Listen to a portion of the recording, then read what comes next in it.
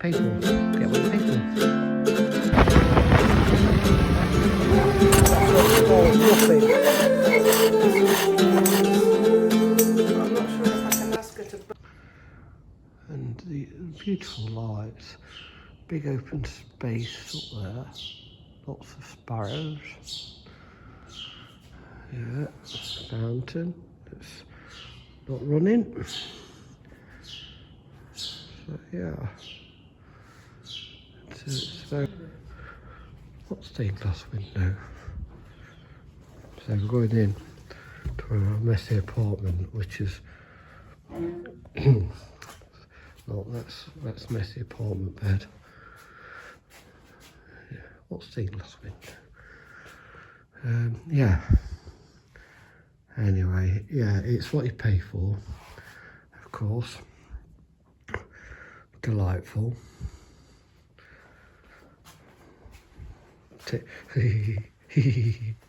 Oh dear. Wait till you see this delightfulness. Beautifully tiled sink.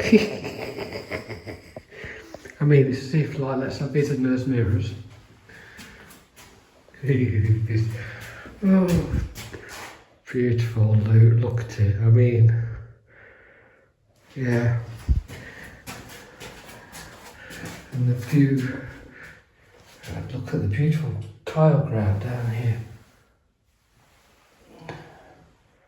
Beautiful clean floor. It's nice. It's what you get what you pay for. Get what you pay for. I've got a resident cat called Tigger. Anyway, that'll do that. Caroline edit most of that out, I'm sure.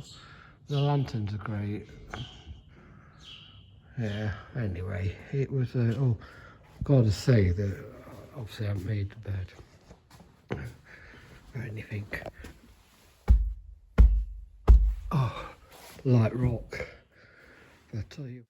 We weren't supposed to take videos or pictures in the Medina, but here's just a couple of one of the side streets and the botanical garden that we visited, simply to get away from the crowds. Well, our evening eating, Caroline's got falafels. I've got kofta, tagine, side of chips for Caroline. Moroccan salad. Oh, there's salad.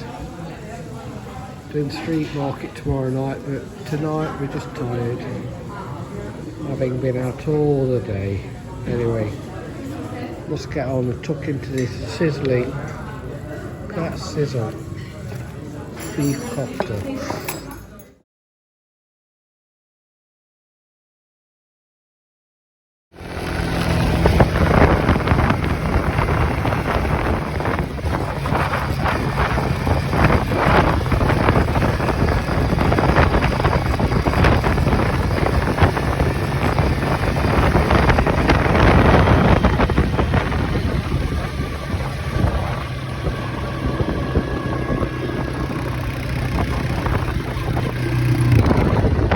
So we've just parked up and having a stretch of our legs and paid for some water. And, our new bracelets, we've got one each. I've got one too. Little lad gave them us. Well, sold them to us. Sold them to us. Cute face, emptied all my change. Richer than I am now. Yeah, it was fun. Delighted, wasn't he? Yeah. But yeah, it's fun. We're in the desert, not the Sahara with all the them dunes, but we're with the wasteland basically, the tip. But it's beautiful. It's nice to get out of this mad city. Yeah, it's had see quiet. A bit of countryside. Of course, because we've both been really ill. We're both still really deaf. Yeah, and it's been so difficult with the noise. Another bike, get the bikes. Yeah. And with the noise, where you gone? You've gone behind me. With the noise of we can't hear all the mopeds and things. So I suppose you haven't got run over. I suppose I haven't got run over. People keep bipping at us and shouting at us, and we're like, but still, we're alright. We're going to the night market tonight, aren't we? Well, yeah. We couldn't do it last night. We were just so tired with travel and being, you know, our immune system's low, so tired. We needed a bloody gin, didn't we, all three? So yeah, it's blazing hot. It is now. I'm a bit orange with what is the Sahara sand, I suppose. Well, we're not in the Sahara Desert, but Well, it's still the desert. anyway, with sand. But Anyway, we're so in an this oasis is at the moment. anyway. So there's our bites. I can't ever turn it back round. I'm down. Ooh, so cup of tea time, I think. Well, it's always sugar, isn't it? I can't do sugar. Can't do sugar. I don't like mint tea, but if it's got sugar. Oh, it's not courtesy to not have it. You've got to have it. Well, I know. Anyway, merci beaucoup. Ah, merci. So I think that's honey. Is that who? That's honey. Can you tell him I don't like black olives? No, because I do. It's not on. I don't like black. I'll eat them because I do. I don't like black olives. Tea. Merci. Is the expert. Oui, look at that. Oh, magnifique. Merci. Merci beaucoup. I was going to speak Arabic, but But you're not as fluent as but I'm not fluent As you are in French. as I am in French. It's very nice. I tell you what, that's the best black olive I've ever eaten. It must be the atmosphere. yeah. Don't think it must be the atmosphere. Just had some lovely food. We've been harassed. We've been pickpocketed nearly. Been harassed a couple of times, haven't we? Been quite seriously harassed. Quite seriously harassed a few times. Not all the time that I thought it was going to be like. No. But yeah, we definitely had some quite aggressive harassment. Yeah, we've had some aggressive harassment, pickpocketing nearly. So yeah, we've had some food. It's enjoyable. Had a nice experience really, overall. Yeah. But yeah, we've had some. It's been mixed. So anyway, we're going to say good night to the market because we're up early tomorrow, and I'm exhausted having chased the pickpocketer, of course. No, you didn't. What do you mean I didn't? Don't tell him that. You just gave him a Paddington hard stare. Alright, I gave him a Paddington hard stare. Yeah, you. Or something like that. Anyway, he didn't get away with your phone, did he? No, nearly did. Nearly did. Still he got a Paddington old stare. Anyway, come on, let's go and have that gin and tonic. And in our nice little quiet courtyard. In our nice quiet courtyard. Goodbye to the fruit stalls. I mean, the orange juice is phenomenal. And let's get gone. Back to our nice quiet life. Yeah, and tomorrow we're back in our nice quiet life. Early start. Okay, that's us from Marrakech. Hopefully you can see me here. If you can't, well, probably a better thing anyway. So I left this a few days longer than I was supposed to. I can still hear it fizzing. Who knows? I've sterilised these bottles in the Rayburn oven, which is really handy for that actually. I've got to strain it because there's a few bits of, mostly lemon pips.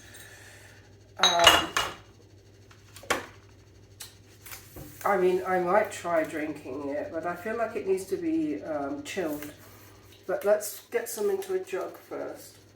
Strain it off.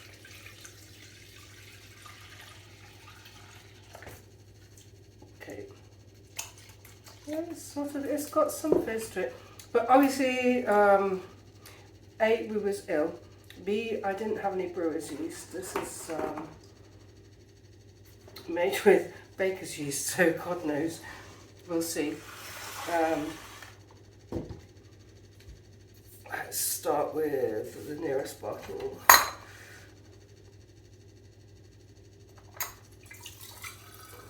Yeah, it's definitely got plenty of fizz. Even if it's just like a fizzy soda type drink, it'll be cool. It depends what it tastes like. Might need more bottles.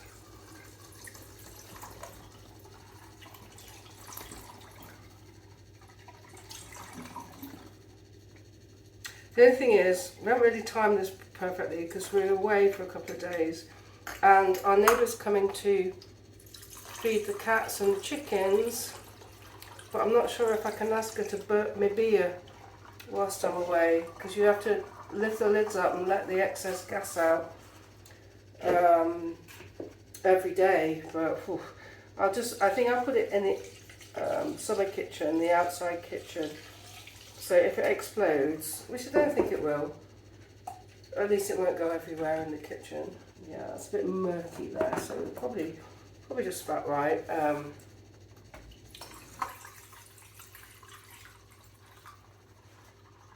mean, I probably should have filtered it, maybe, I don't know. But we're going to, yeah, there's definitely some sediment in the bottom, like you get when you make wine. Who knows?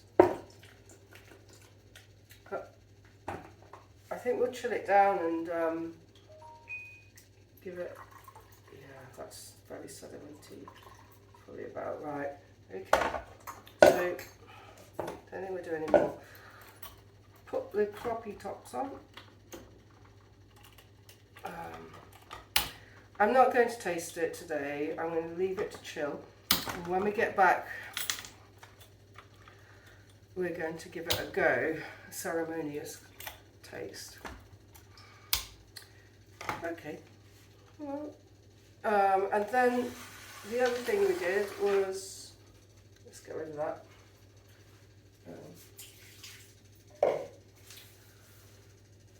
The nettle liqueur,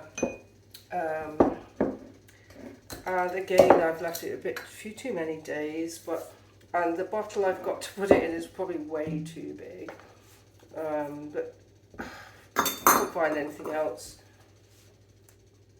We'll filter out might try this, filter all the nettles out. It's got a good colour on it.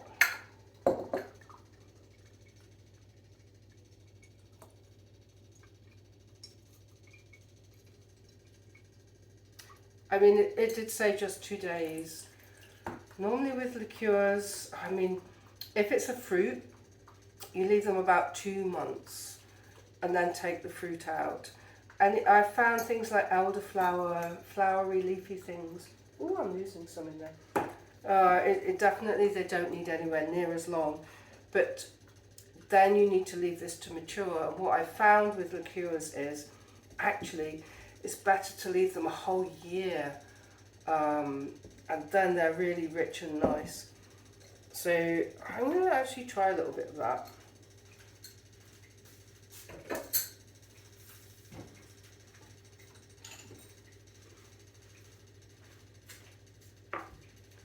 In fact, just because I can hear it dripping still, I'm going to just squeeze that. Oh yeah, I don't want to lose any of that. Perfect. Okay. I'll do. So tiny little glass here. Tiny little bit of nettle liqueur.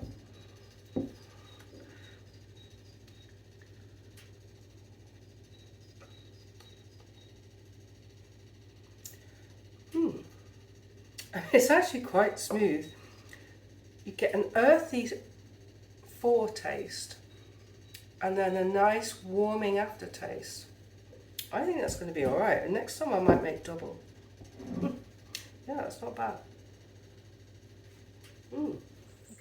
So today we've got finally a day to come in the woods, and we're going to use some of the coppiced hazel that we generated off a woodland management course a couple of weeks ago, and we're going to show you what we can make using very simple traditional coppice craft tools, shave horses, which we've made ourselves mostly, and pedal powered pole lathe. Try saying that on a Friday night. Pole lathe. Pole lathe. Pole lathe.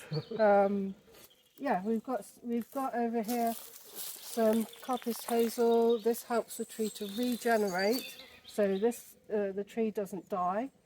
In fact, we'll just show you around, take you for a walk.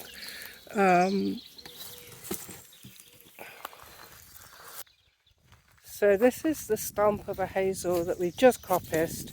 There were actually a few just 1 and 2 year old stems on it which we've left, and that's going to regenerate. I'll just take you over here. This is one that we coppiced last year, and you can see the 1 year old material, and the 1 and 2 year old material you can cut for things like weaving and making hurdles, which are like woven panels. But leave it to get older and you can use the material for stakes and posts and walking sticks, and for things that we do, which is wood turning. Quite rightly, you would make a hurdle out of a rod that's probably about 7 to 8 years old, and then you would split it, and then getting double your material out of your rod. Yeah. But yeah, you can do little fancy panels with these and stuff like that. But we're going to leave these to generate more timber for firewood and turning. And we've cleared this little coppice area, regenerated some old hazel coppices here, some more we did last year. There's piles of different size material, so I'll be using some of these for my climbing beans and peas, some of the medium-sized wood, that will be for tomato stakes. Yeah. And things like that. So nothing goes to waste. The bigger stuff, the sauce out of, as you know, we'll make things out of it. But equally, we'll season this and be charcoal making. And actually, over here we have some that we cut last year and have been seasoning. And hopefully, in the not too distant future, we'll be having a go at making our own charcoal with it. We'll be rectifying. So I've just cut this. It's about 30 centimetres.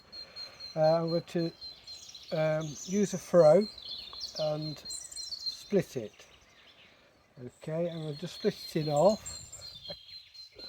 If I had a crack somewhere, I would follow that crack. But I'm just going to split it in half.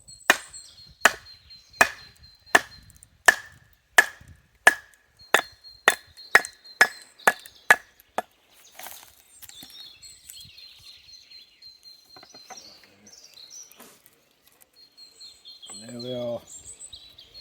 So what I'll do after that is I can use the throat and take some more down. Take the edges off, which I'll demonstrate.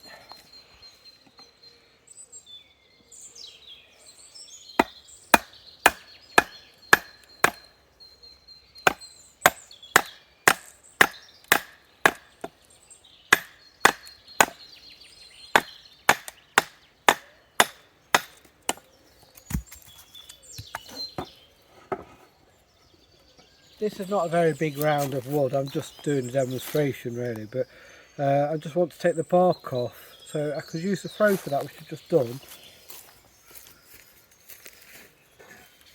or I use a side axe. And you always tilt it back and you start from the bottom to the middle, you keep things out of the way.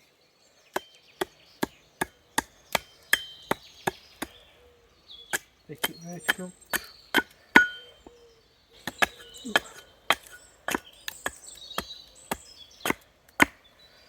Clean all the bark off the back. Just go.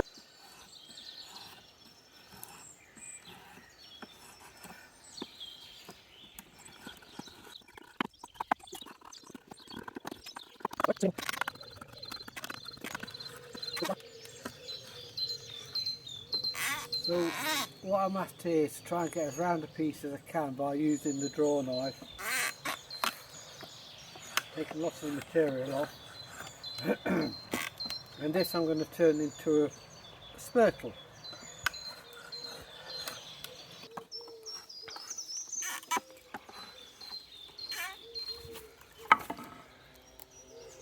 So I've gone quite cylindrical as much as I can, taking the waste off. A lot more of this will come off to make it totally cylindrical, but it's about right for me to make a spurtle. So that's where I'm going to next, is to start turning it into a proper circle.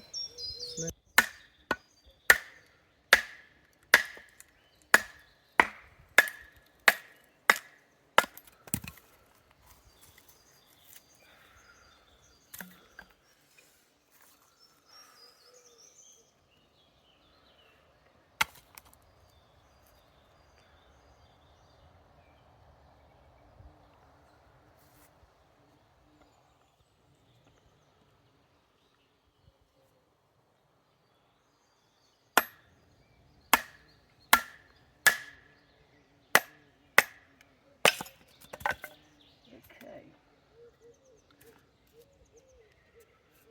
that'll do.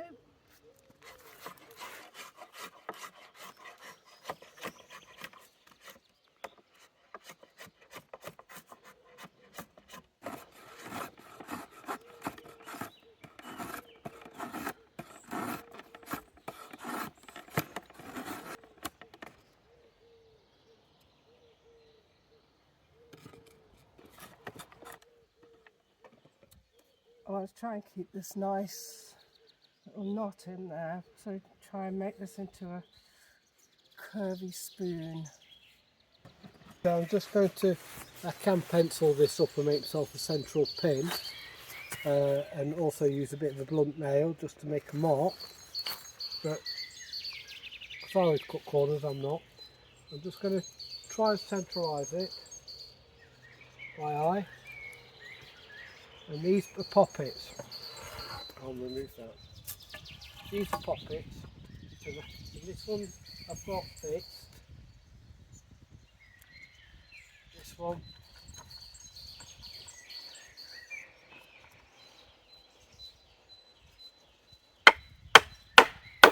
with my mallet I've made, it's apple wood, so just to make a mark.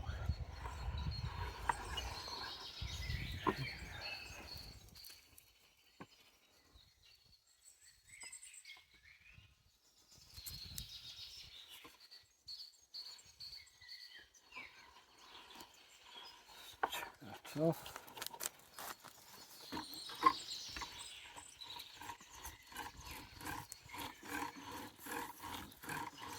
Okay, to the rest. Just pause.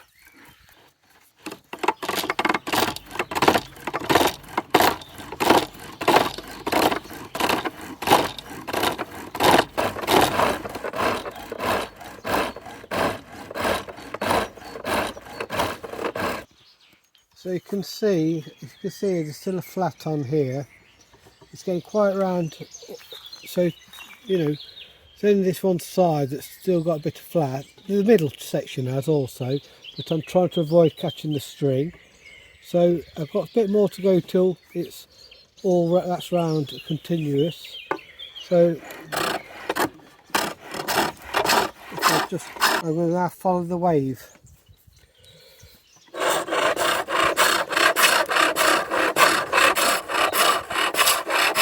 Oops, keep the sleeve out of the way.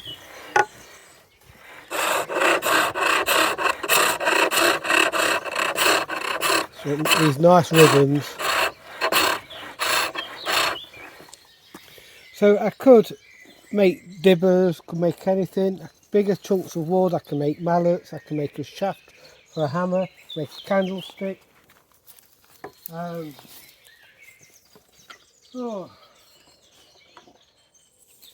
I'm just going to show you before I go any further how to put some detailing in. So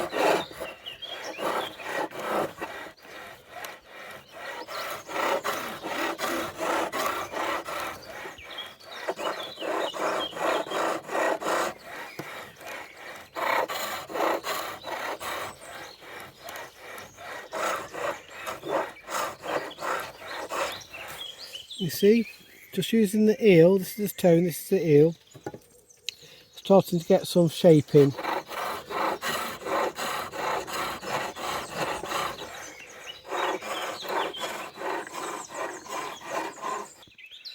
Just to show you really. That's no good. Try and do it slow motion.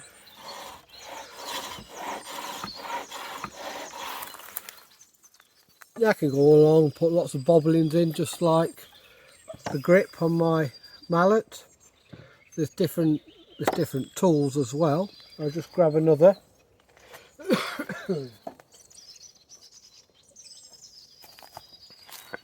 Okay. That one. How that works nicely.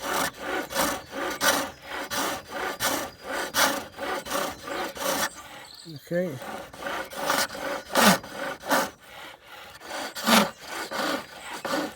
You see, and I can shoulder that, do all sorts of things.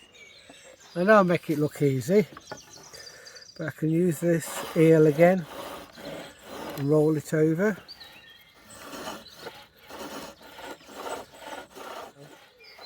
Oh, I see it's changed to the spoon.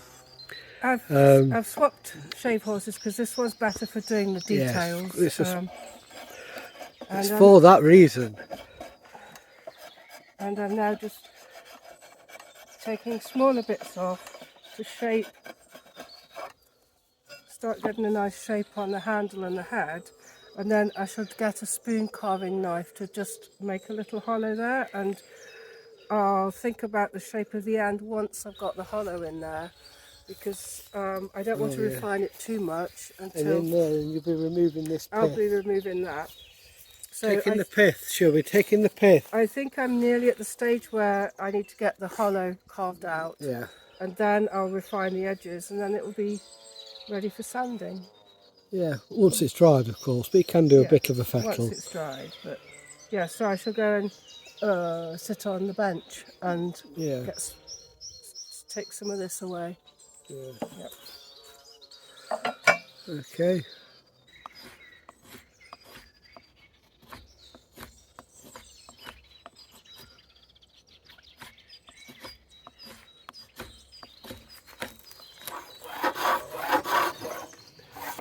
What I can show you here is, I mean, this is an excessive tool because we never use that much of it, but this here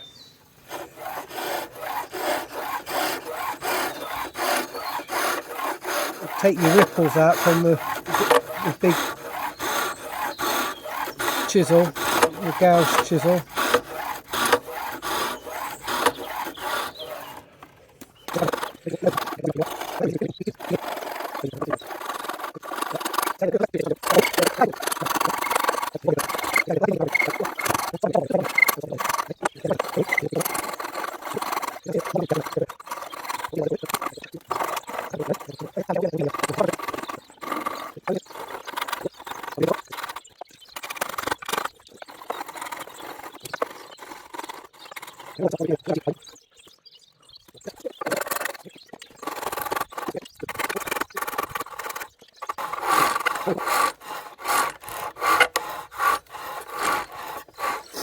Now what I'm going to do is I'm going to cut it off, get it right down thinner where I want it here, and then start cutting this off here.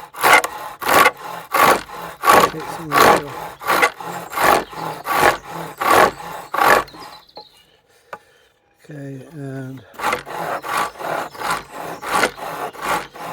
let's get it off.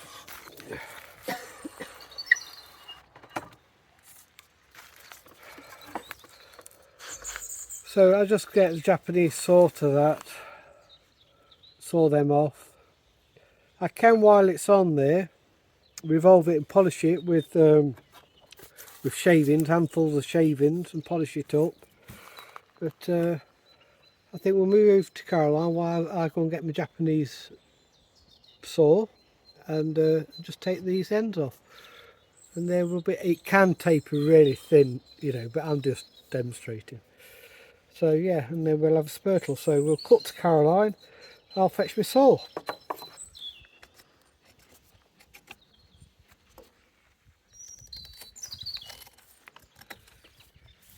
So I've got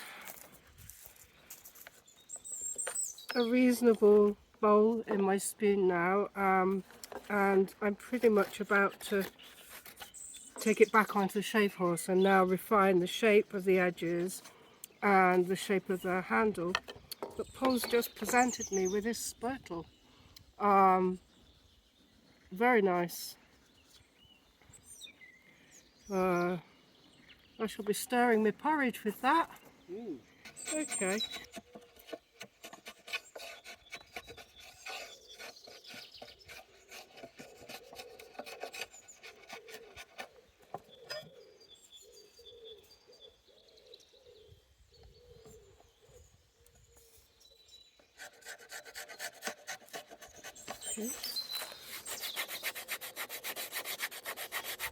So you've always got a few little rough bits after using the tools.